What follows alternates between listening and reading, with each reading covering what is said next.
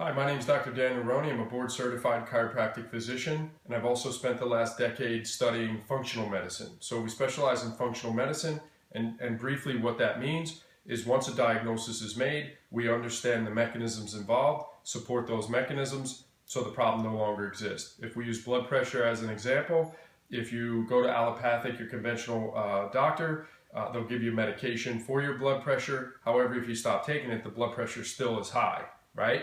In functional medicine, we're able to understand the causes of high blood pressure, address those using science-based nutrition, so the causes are healed or fixed, so the problem no longer exists, okay? So we're gonna apply that concept in this video to the thyroid, okay? Most of the time, those of you watching, your thyroid is not the primary problem, and there lies the big problem. So let me go over symptoms, and I'm gonna go over a couple things with you.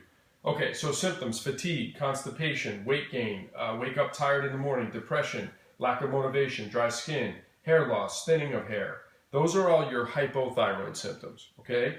Then some of you could have heart palpitations, insomnia, nervousness, and inward trembling, to name a few. Hypo symptoms, hyperthyroid symptoms. If you have a combination of both, that steers us in a direction, or it's a red flag for something called Hashimoto's, which the next video is going to go into that as well, okay? So what we're going to talk about in this video series, thyroid malfunction and the causes, okay? So who would these videos be for? Number one, you're on medication, okay? The doctor says your labs are fine, but you still have all of these symptoms, or many of these symptoms. Red flag, something's not right, okay? And I'll explain. Number two, you have thyroid symptoms, told that your thyroid is fine by your doctor because the labs are quote-unquote normal, okay? Another red flag. You shouldn't have these symptoms, okay? And be on meds if the meds were working, or if the labs were done properly. So let me go into this. Why would you be one of these two people, right? Number one, the labs are very inadequate, okay? We test 9 to 11 thyroid labs. The typical conventional allopathic model is the test 2, TSH and T4. So with that, there's either 7 or 9 more, depending on the individual, that need to be done in order to find what cause or causes is creating your thyroid to be hypo or hyper, okay? Number two, the causes are not identified, nor are they addressed. So if the causes aren't even identified, and remember, allopathic medicine is not really interested in finding causes to your problem.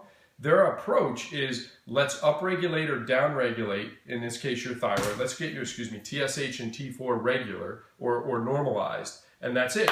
Boom, done. However, with the thyroid, like we talked about, most thyroid problems are not primary. And I mean, the literature says upwards of 95+% are not primary.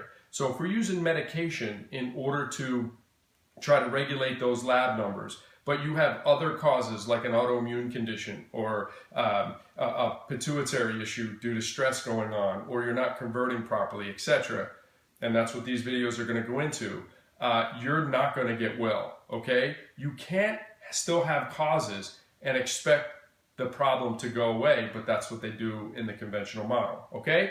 So the video series, the follow-up, is going to be the different malfunctions or the different causes that can create these thyroid symptoms. Without understanding this, it's going to be very difficult to heal. So these videos, very short, are going to help you break it down and chunk it down so you can get well, okay?